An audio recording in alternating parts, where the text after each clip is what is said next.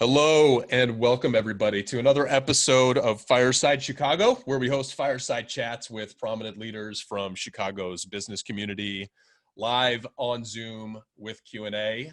Today we're going to be speaking with Elliott Garms. Elliott and I go semi-far back. I'm really excited to have Elliott share his story today, talk about his company, Human Predictions. We're going to be talking recruiting and staffing, specifically software engineering and technical recruiting. Before we get into that, those that are live can see our roster for August. We've had Ed Scanlon, Kenny Estes on the show already. We have Ablorde Ashigbi, founder and CEO of 4 Degrees, coming on next Tuesday. Next Thursday, Bobby Achedu will be joining us, founder and CEO of Accelerated Growth. Bobby's been around the Chicago scene for a long time. He's president, I believe, of EO, which is the Entrepreneurs Organization. Anything entrepreneurship, small, medium-sized business, Bobby's going to be tied to that. Super excited about that.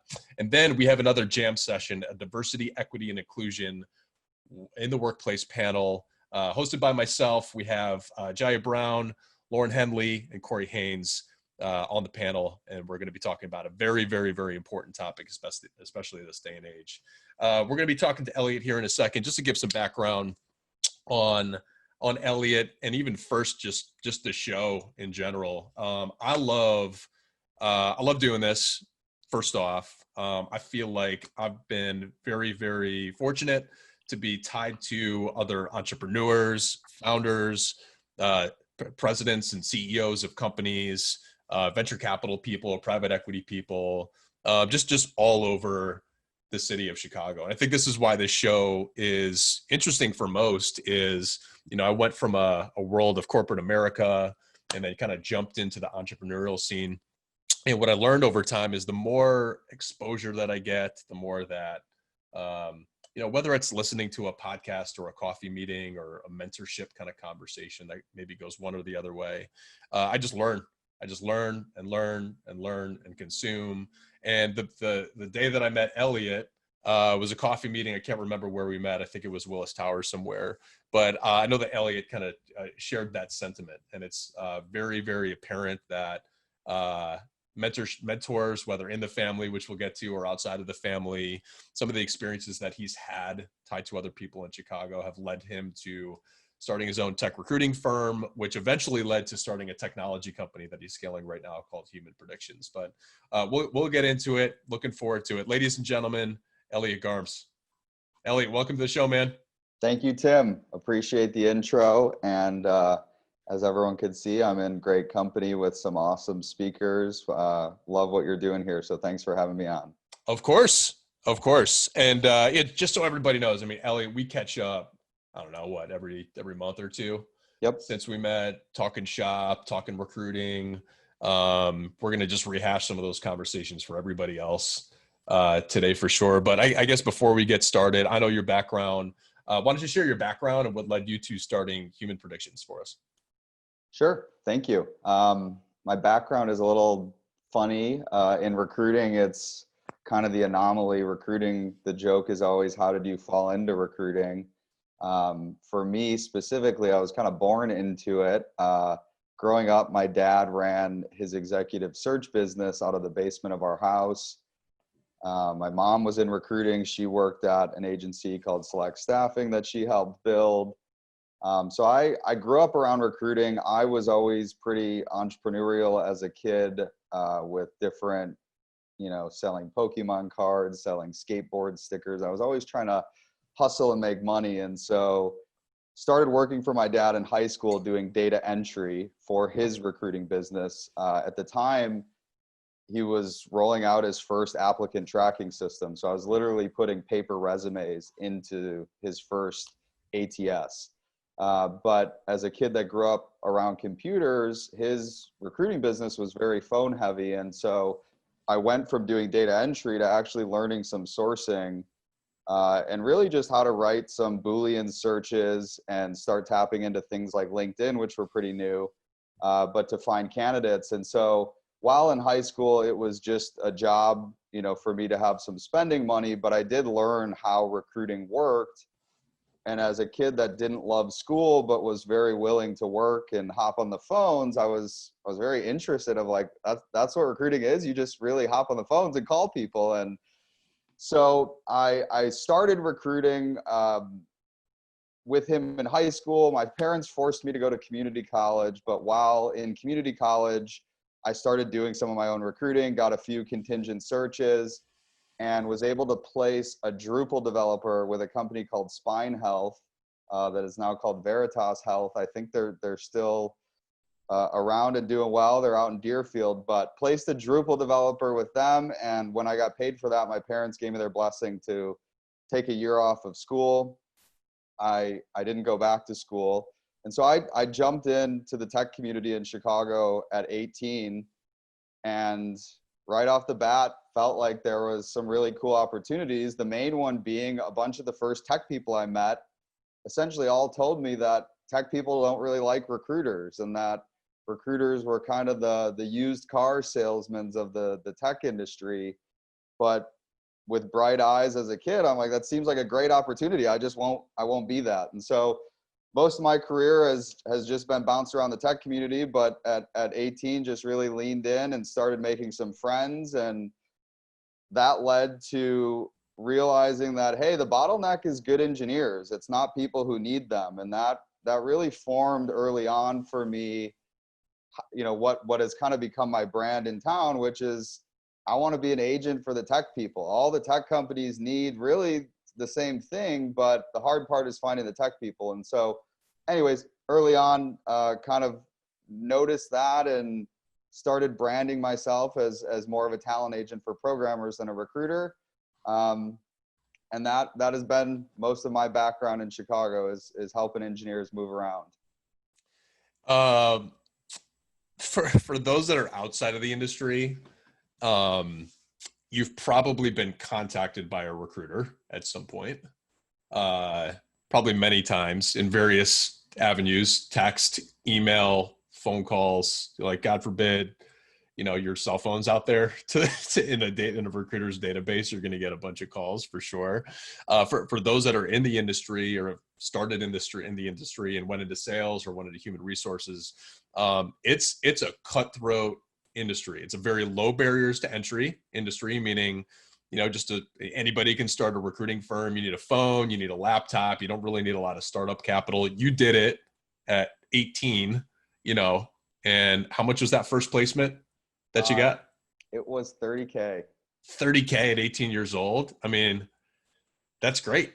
That's great. It's got a lot of upside to it. But the reality is there's so many recruiters out there pounding outreach to these candidates. There's so many recruiters or salespeople for recruiting firms that are just pounding outreach to the hiring managers.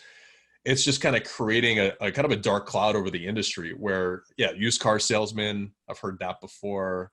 I say that I've been a recruiter, I've owned a recruiting firm before, and you can just kind of tell that it's like, oh, okay, you're one of those. What's different about you?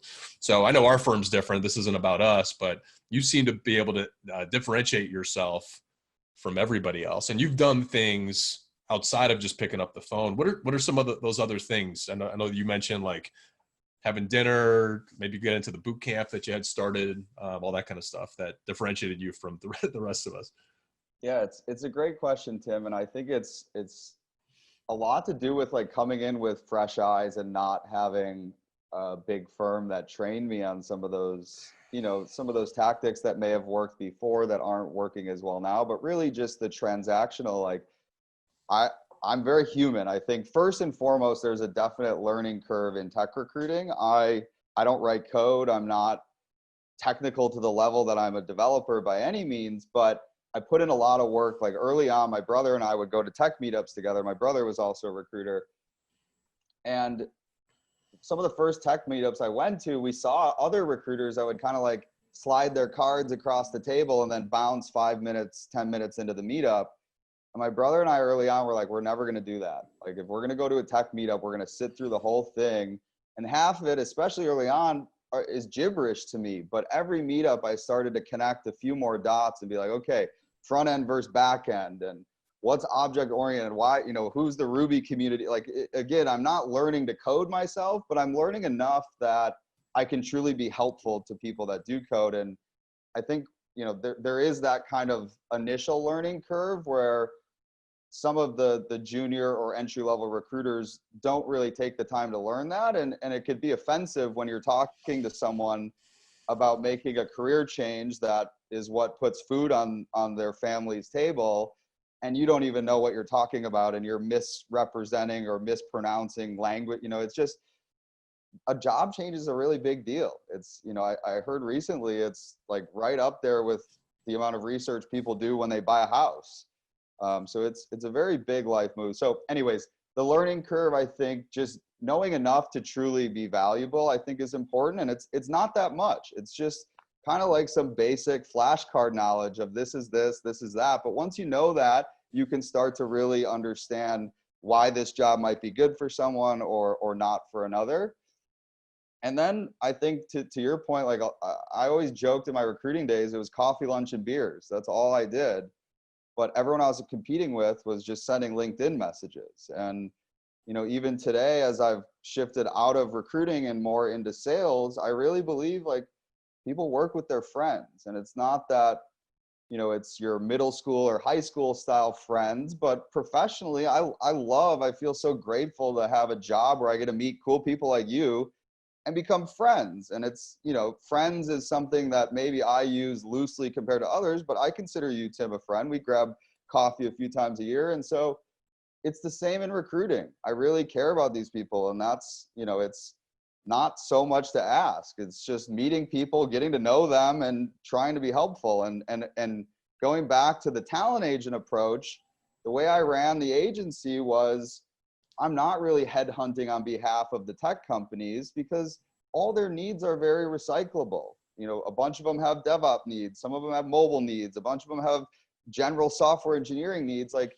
I'm going to focus on the people and do it backwards. And I really did that. I want to meet you. You tell me what's exciting to you, what you're into, why you might be a little bored at work right now. And I'm going to go back to all the companies I know and try and present you with 5 to 10 companies that could be interesting. So really putting the candidate first, with the rise of technology and email and LinkedIn, I think has gotten lost for a lot of recruiting companies. It's just all about numbers and how many emails, et cetera. So really leaning into the people side and also having enough technical knowledge to be helpful.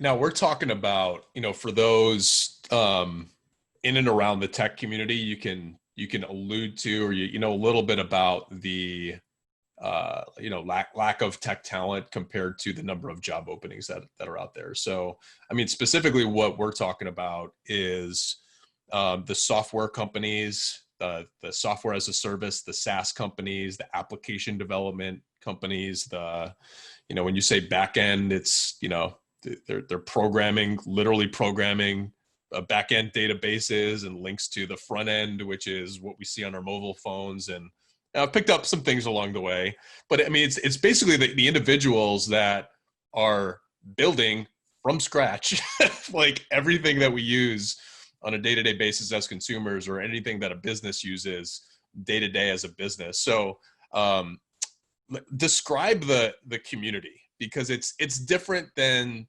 salespeople, where there's a lot of salespeople out there that can, you know, move around to different industries and all that kind of stuff. It's different from accounting skill sets and accountants. It's different from everything else. Maybe kind of describe the profile, what they like, what they don't like, and then as a result of all these recruiters pounding them all the time, where they spend their time. Yeah.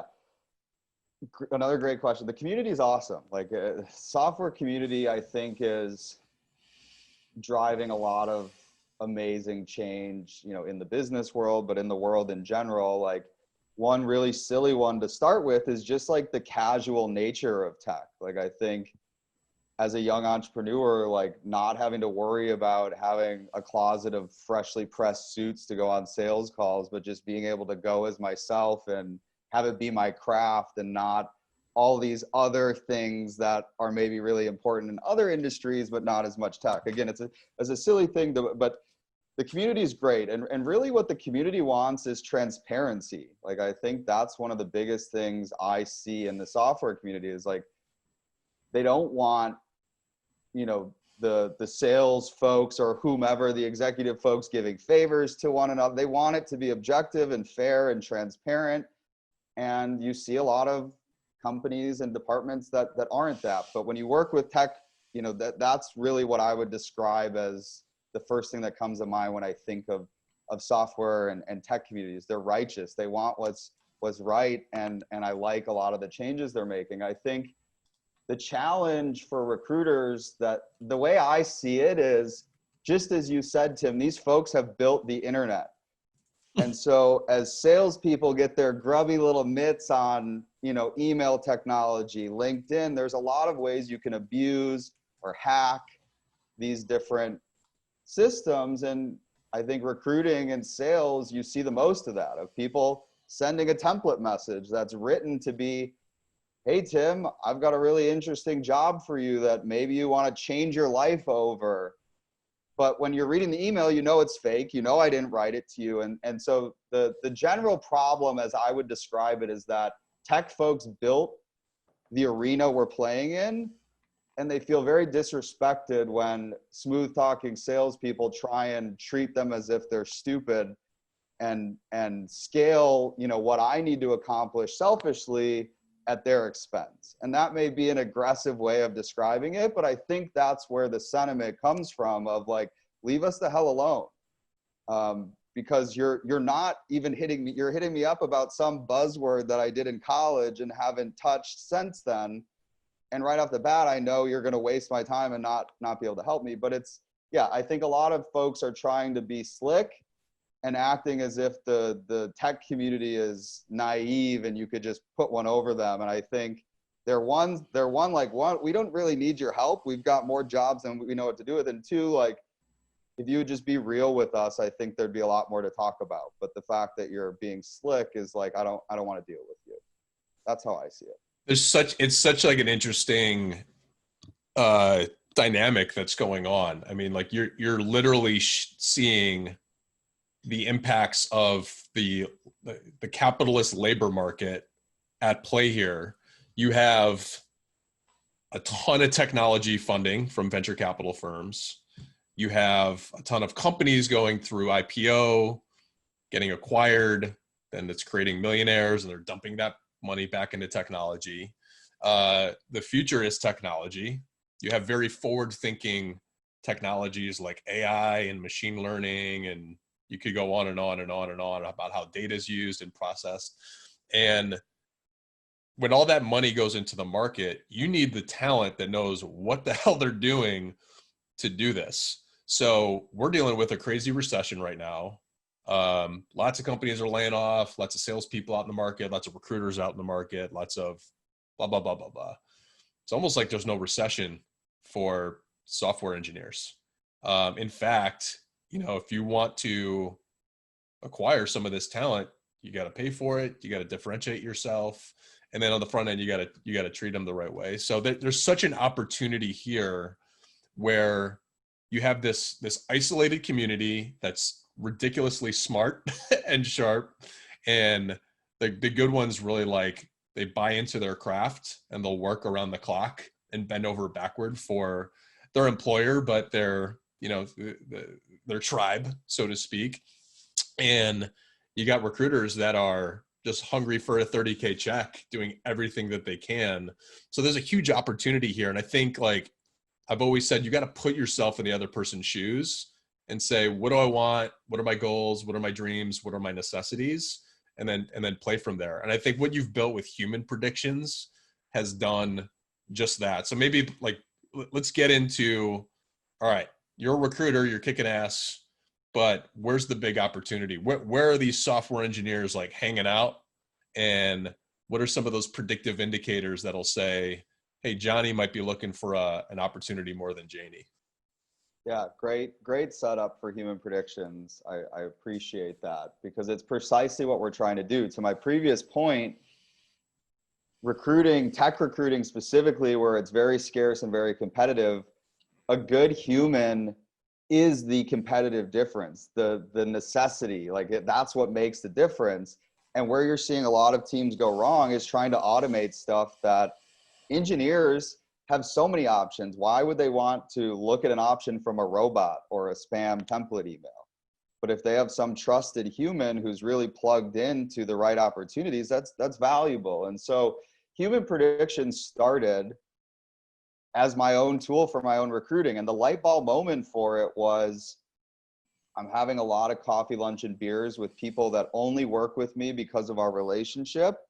But when we get together, they're telling me about their new job and how great it is. And I'm like, something's broken here. Tim only works with me because we grab dinner a few times a year, and that's why I'm the only recruiter he works with. But I'm buying Tim dinner tonight, and he started a new job last month. Like that, the timing's off. So I did an experiment and set up a week of meetings, but only with people that had been at their job for 2 years or longer.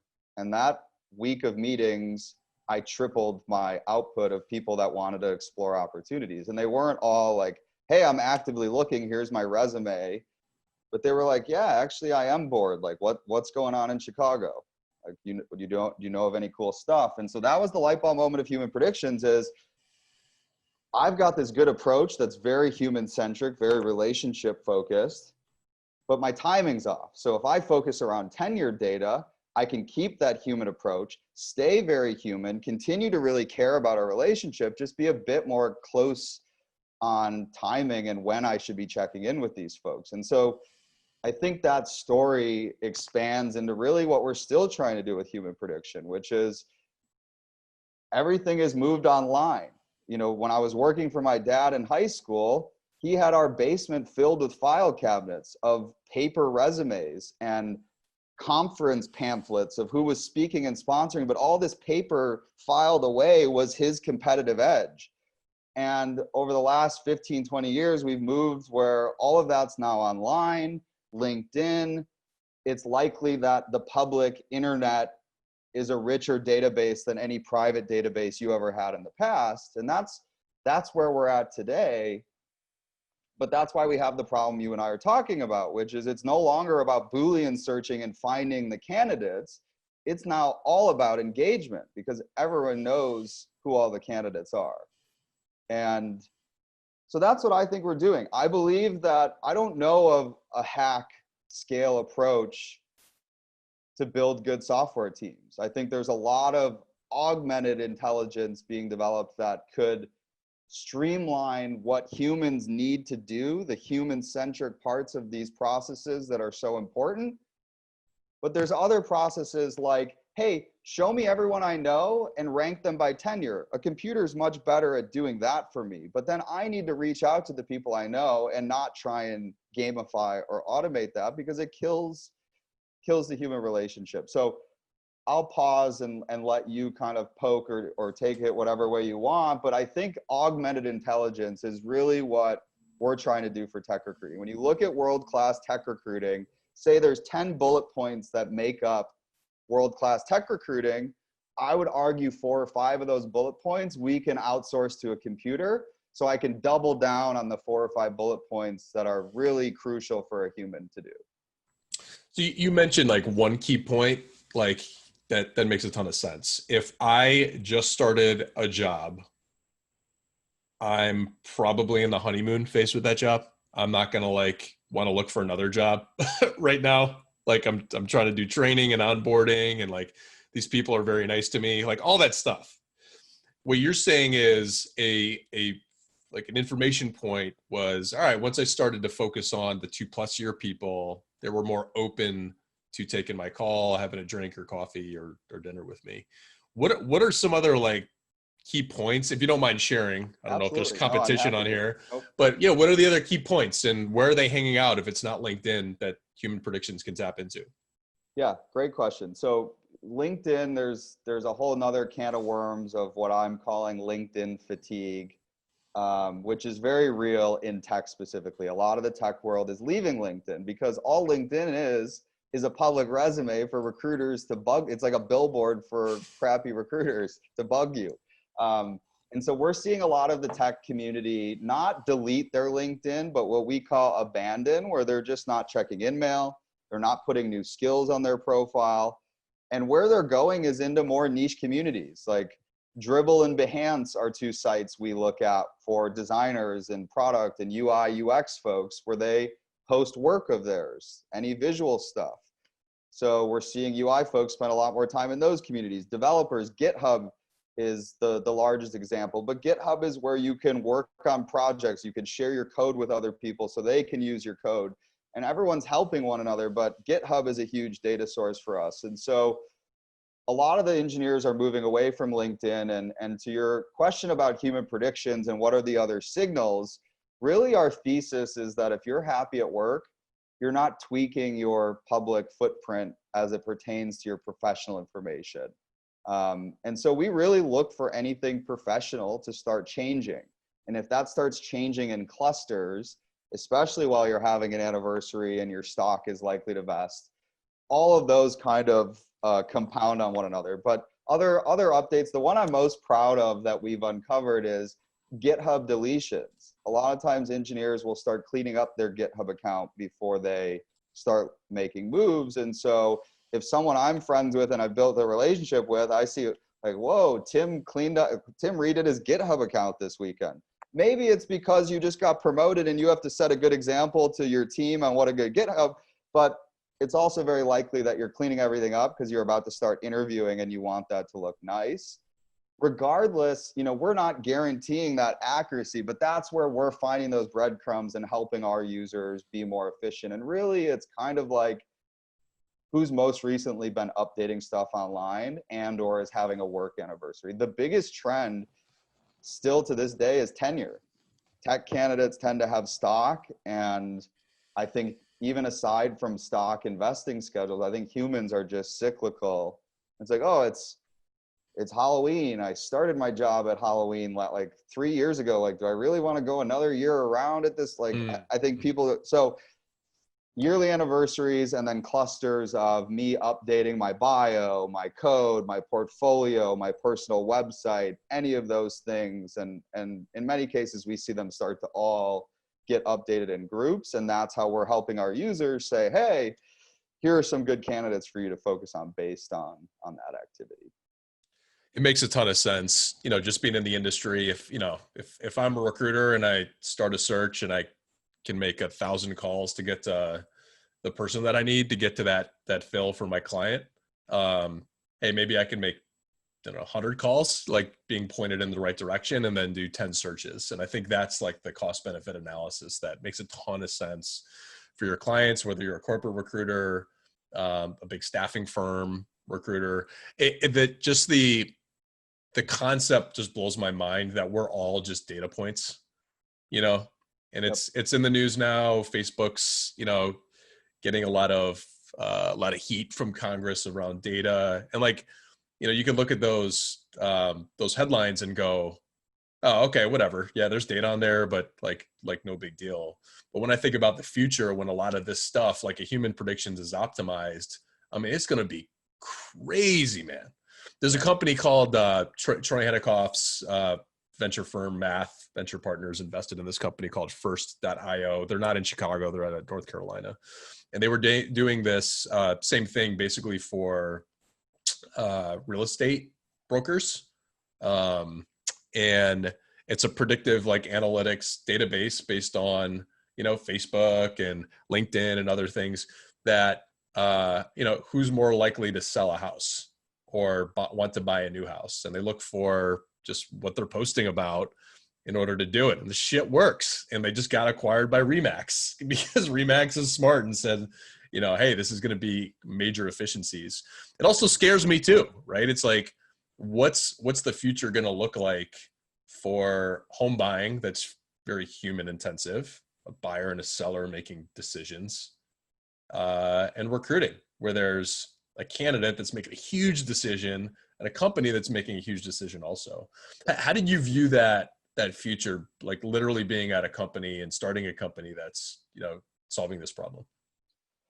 I feel responsible to really think about it more than just the consumers. And I think I feel like I have a very unique perspective through the boot camp you mentioned in my recruiting profession. And so one thing I'll say is like, we are adamant about, we only want things that you are willingly making public. And so not to pick on the real estate example, but I would guess some of the signals that might lead a real estate agent to believe I'm ready to buy a house, or maybe I just got married, I just had a child, whatever. Those are more personal. We're looking at your code you're putting out there, your so, but that's how I think about it is I believe that it should be in your control. And I believe that professionally, people will want to put stuff out there because that's why you learn to code and why you learn to design is for you. And the boot camp gave me a really good perspective on this, which is the reason people go to coding boot camp, the reason people go to college is to have a career afterwards. And if they're not getting a career afterwards, that education in many cases is not worth the cost. And so, I believe that universities are soon going to be faced with like, what are they doing with alumni data? And I think of that lens a lot because in my experience, most alumni will want their data out there because that's why they just went through the program in the first place. And so it's a very hairy topic and one that unfortunately I think tech is evolving significantly faster than the laws or anything that could keep up. I think everything's trending in the right way with GDPR, the new California product. And my belief is we only want what you want us to have, and we want to help you be seen and be visible to employers who are interested.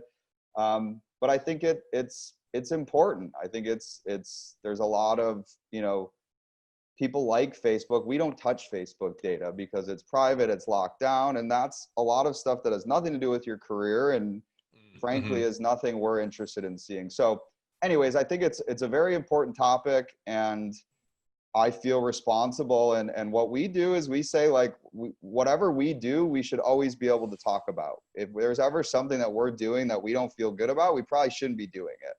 And so, Yeah, I wouldn't even say, I don't see any issue with it.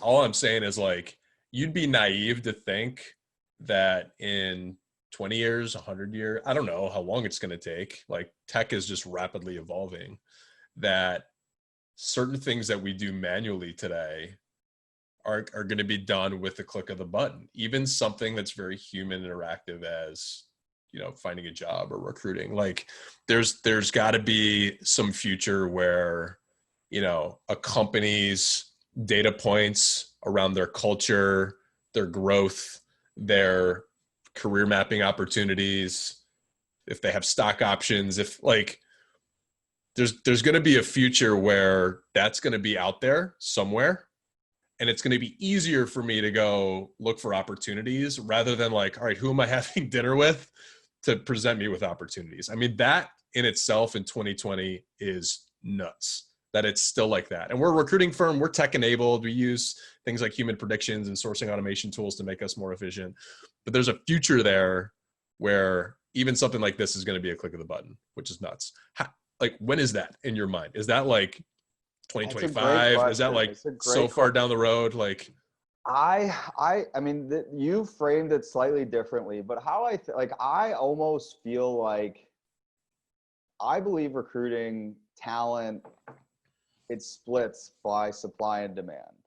And I think when there is greater supply than there is demand, I think we're going to get to what you're describing much quicker. But for my little world of tech, where it's extremely competitive and scarce, I don't obviously we will get there, but I don't know if we will. Like, I think there's this human element of trust, human trust. But at the same time, we're a data company. We're getting all this really objective data that through the lens of the programmers at an organization, we can tell a lot about an organization that's very unbiased, that organization cannot put spin on. And so I think of, as I'm saying, this human trust relationship, very similar to like the traditional Hollywood or sports agent, I think will remain. But at the same time, tech folks are very smart and they like objective data. And if they have enough of that at their fingertips, they're very capable to make those decisions themselves. But I don't know, then you get to this, I don't know, we're too optimized that we're not even human anymore. And it's like, what are we doing? It's like, I want to talk to my family, my professional circle, my peers, my mentors. Like, if you're not discussing your future moves with any of those groups, like, are we even, are we just, we don't need recruiters. We are don't we need just chipped up at salespeople. that? We don't Yeah, need it. like, Yeah, we don't need anything that involves trust, because the data's out there and it's so objective. I'm with you, no doubt. I'm with you, no doubt. It's just it's an interesting conversation to have, because I think, even in 2020, all the industries that are very like human making decisions focused, all the brokerage industries, for example, are bound to get optimized with technology and disruption and things like that. And it's just an interesting thing to think about. yeah, and just riffing with you, dude, like, I always get inspiration from the music and like Hollywood agents. And I think to look at like what YouTube and Spotify are doing with some of their creators right now, I think that is where you'll see more of how the tech folks, but like, I recently met a real deal sports agent, and I'm like, a lot of programmers in San Francisco are making upwards of 500, like, pretty commonly. And it's like, they're not far off from, pro sports players at that point.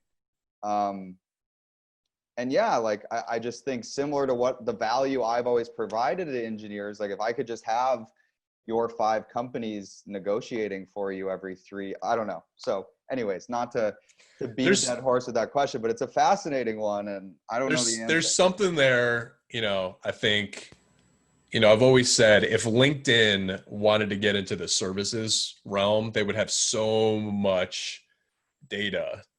The problem with that move for them is they'd be cannibalizing really the majority of their business, which is, staffing firm, recruiters, talent branding, that kind of stuff. But they have the data to do it. But then you have other companies like Shift Gig or Blue Crew or Top Tall or Upwork that's trying to connect the buy side, the sell side, the companies and the candidates, and use drop down boxes and data points as an algorithm to kind of make connections. And it's getting them like right there. And to your point, it's cutting out 4 out of the 8 or 4 out of the 6 or 4 out of the 10 tasks that a human would have to do, that you have to optimize with a human and a process and a culture. And it's just very interesting seeing the space. When I started in the industry in 2006, a lot of the old timers, meaning the folks that were 10 to 15, 20 years more senior than me at that time, they were doing this off of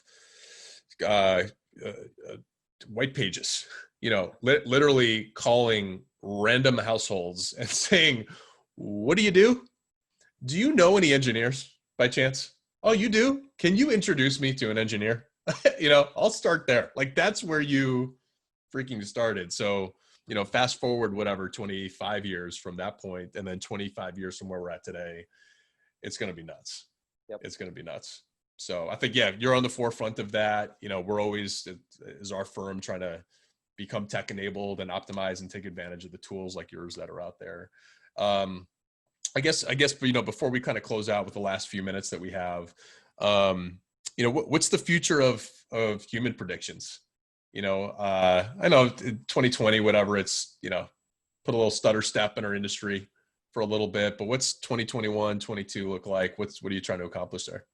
Yeah, great question. I think to your comments earlier, for tech specifically, Q2 was definitely slow for us, but it seems that a lot of folks called time out and made a new plan during Q2, and somehow we pulled July together as our biggest month of the year. So things are bouncing back, and I think near term it's just getting things. We had a lot of momentum before COVID, so I think making sure we get that momentum back. But to the previous conversation of where is recruiting in 100 years, I think I'm really excited about this next chapter of recruiting that I think we're standing in, where a lot of people aren't yet. And what I mean by that is the internet happened and now everyone's online. And now we're at this point where all the recruiting companies are online and they're leveraging all that data, but it's all in a static directory style of, hey, we've mapped everyone on the internet. We know where Tim works, what his title is, what his email and phone number is. And that like, we're at the end of that era. And the new era, as I see it, is a dynamic directory of, hey, everyone has the static directory. Human Predictions is offering you that same directory that every day is living and breathing and changing and gathering insights. And it's a world that's way over my head. But what I do know about high frequency trading, and which Chicago has quite a bit of, I think that's what we're doing with public human capital data. The way high frequency trading firms are trying to process all of this interesting news and market data every day to make bets or take positions ahead of their competition, we're doing the same thing with people data. And I think I sometimes worried we were too early on this trend, but I feel like COVID has really helped with this LinkedIn fatigue I mentioned. And I think we are very much positioned as a tech exclusive alternative to LinkedIn. And I think, so striking while the iron's hot, I think a lot of people cut their LinkedIn budget during COVID. And while they're figuring out what to do, where to reallocate that budget, we're trying to meet those folks. So I think the stars have aligned of what we've been building for 5 years. I think the time is very ripe for a lot of folks are ready for it. Where 2-3 years ago when we were starting, a lot of folks were still in the LinkedIn vibes. But that is really, you know, it's like talking about it for 5 years, willed it into existence. But I think I hate to bash on LinkedIn so much because I've been so successful with it over my career, but the tech fatigue of LinkedIn is really good for us. And so I think just continuing to grow our customer base and help people do good, high quality tech recruiting is really, I love it. Future. I love it. I love what you're doing. I love what the team's doing. You know, we're similar in the sense that we're trying to disrupt an industry. So to help, you know, companies avoid those 30K fees, you know, do it yourself with Human Predictions, tap into Lucas James Talent Partners. So I'll look forward to continuing to network with you and partner with you. I do feel like the adoption of what you're doing, although you've had some success, it's going to start happening sooner rather than later, where if you don't have a tool like this and you're relying on humans to do, you know, cradle to grave this process, they're going to be in trouble. So anyone that's out there that's a recruiter, up to CHRO, up to founder of a tech company that's looking for tech talent, reach out to Elliott, do a demo. The tech is slick. I've seen it several times. Elliott, if someone wanted to listen to this and wanted to reach out, where can they find you? Where can they learn a little bit more about Human Predictions? Of course, our website is humanpredictions.io. And my email address is my first name, Elliott, ELLIOTT, @humanpredictions.io. And I would encourage anyone to just reach out to me directly. And I look forward to chatting with you. Love it. That sounds great. Elliott, thank you so much for carving out the time for us today. I'll look forward to future chats over Zoom in the near term and, you know, future beers and coffee once COVID is subsided a little bit. In the midterm, long term, but have a good rest of the day. And thank you so much for the attendees. We'll talk to everyone soon. Yeah. Thank you so much, Tim. Pleasure to be here and excited to tune into the future episodes. Thanks, man. Bye-bye. Later.